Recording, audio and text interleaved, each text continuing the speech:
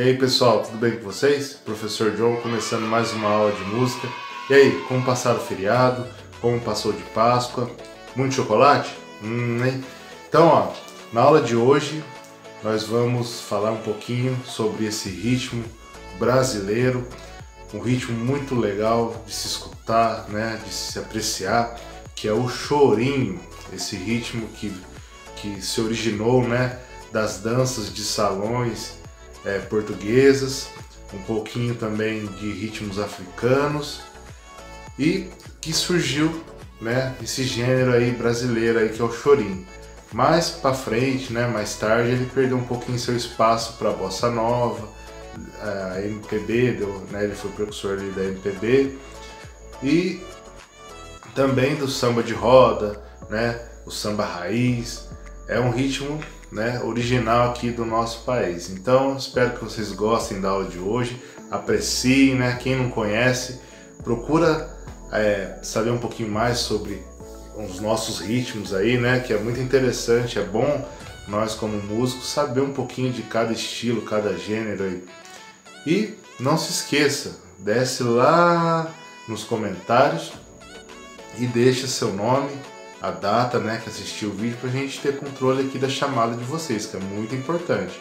E quem não enviou as atividades, manda, que falta bastante gente ainda para enviar, tá? E quem já enviou, muito obrigado e parabéns, né? Tá muito legal, tá ótimo. E é isso aí, então vamos parar aqui de conversa e bora começar o vídeo.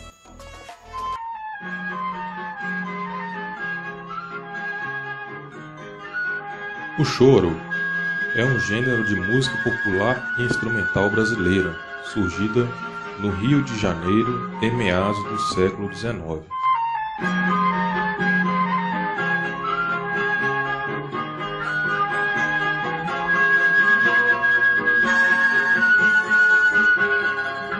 O choro pode ser considerado como a primeira música urbana tipicamente brasileira, e ao longo dos anos se transformou em um dos gêneros mais prestigiados da música popular nacional, reconhecido em excelência e requinte.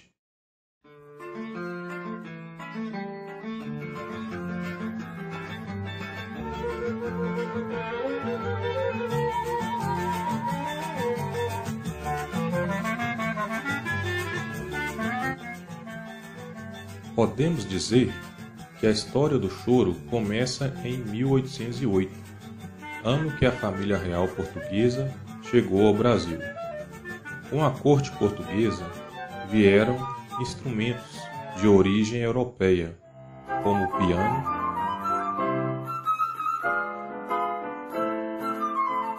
clarinete, violão, saxofone, bandolim e cavaquinho, e também músicas de dança de salão europeias, como a valsa, quadrilha, mazurca, modinha, minueto, shot e principalmente a polca, que viraram moda nos bailes daquela época.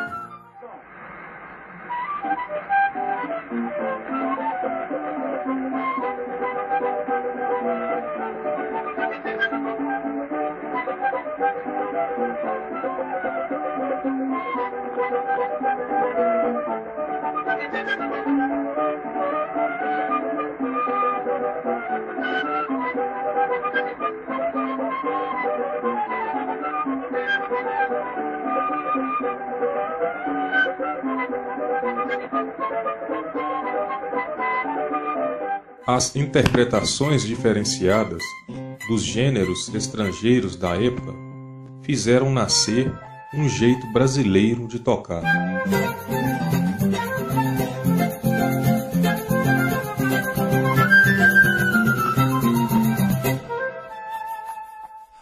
O choro do século XIX surgiu como uma maneira de frasear, ou seja, um estilo de executar os gêneros europeus.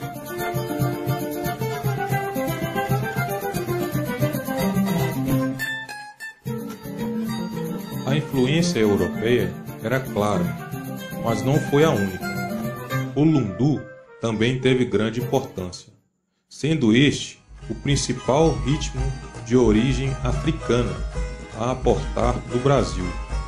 Música à base de percussão, palmas e refrões.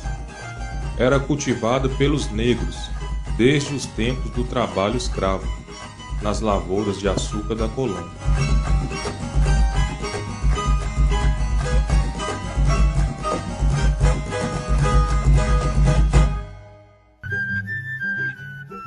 Por volta de 1870, uma das figuras exponenciais da música brasileira era o flautista Joaquim Antônio da Silva Calado.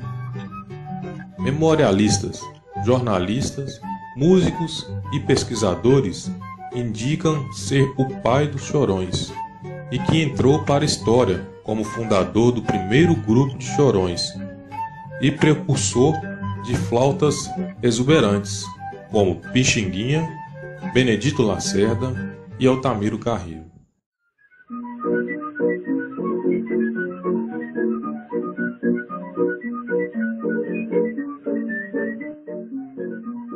O carioca Joaquim Antônio Calado da Silva nasceu em 1848 e viveu apenas 32 anos, tempo suficiente para transformá-lo no músico mais popular da segunda metade do século XIX. Sua obra gira em torno de 66 composições, tendo como destaque Para a Flor Amorosa, música mais gravada e executada de seu repertório nas rodas de choro do país.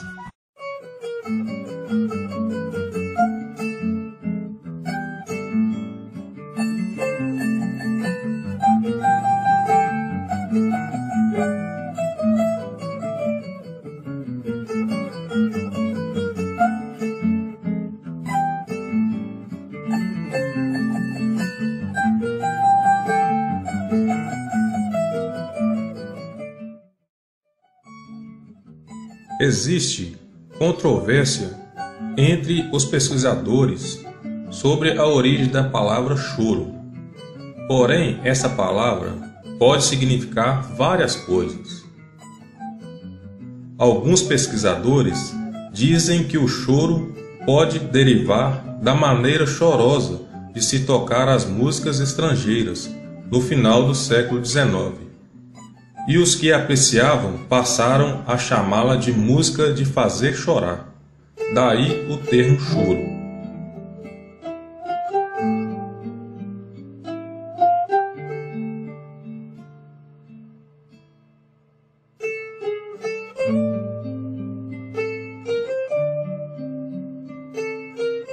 O termo também pode derivar de cholo, um tipo de baile que reunia os escravos das fazendas, expressão que, por confusão com a paronímia portuguesa, passou a ser conhecida como choro.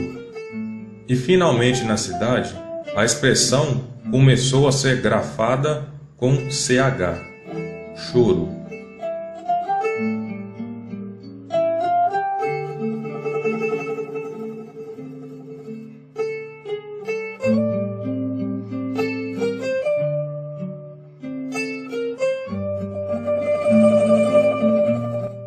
Outros defendem ainda que a origem do termo é devido à sensação de melancolia transmitida pelas baixarias do violão.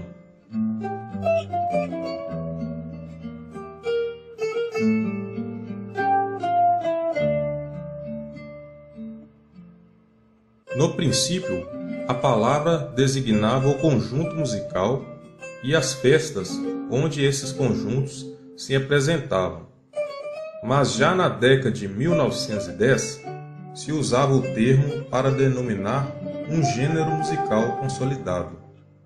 Atualmente, o termo choro tanto pode ser usado nessa acepção, como para nomear um repertório de músicas que inclui vários ritmos.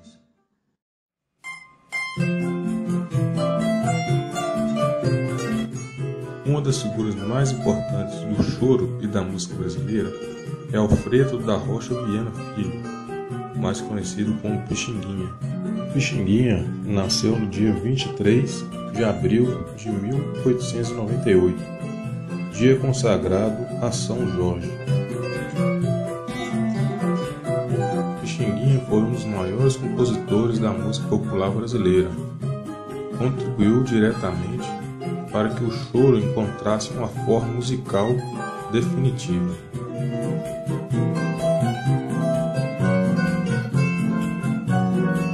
Era arranjador, compositor e multi-instrumentista. Em 1919, formou o conjunto Oito Batuques. Fez sucesso entre a elite carioca, tocando machiches e outros choros. Pixinguinha é considerado o pai do choro. O Dia Nacional do Choro é comemorado na data de nascimento do grande Pixinguinha, dia 23 de abril. Consolidado no Rio de Janeiro, o choro seduziu ao longo do século XX os nomes mais importantes da música brasileira, atraídos por suas infinitas possibilidades harmônicas e contrapontísticas. Foi o meio de expressão predileto de Ernesto Nazaré, Chiquinha Gonzaga, João Pernambuco, Anacleto de Medeiros e Pixinguinha, para falar apenas dos pioneiros. Posteriormente, foram atraídos pelo choro Garoto, Radamés, Jacob Bandolim, Valdir Azevedo, Canhoto, Luiz Américo, Benedito Lacerda, Severino Araújo e muitos outros mais conceituados. A importância do choro pode ser vista também pela atenção que mereceu de Villa-Lobos e Tom Jobim. Os conjuntos de choros também eram chamados de regionais. Eram compostos por instrumentos musicais de sopro, cordas e percussão. Geralmente um ou mais instrumentos de solo, como flauta, bandolim, cavaquinho ou ainda clarinete e saxofone, executam a melodia.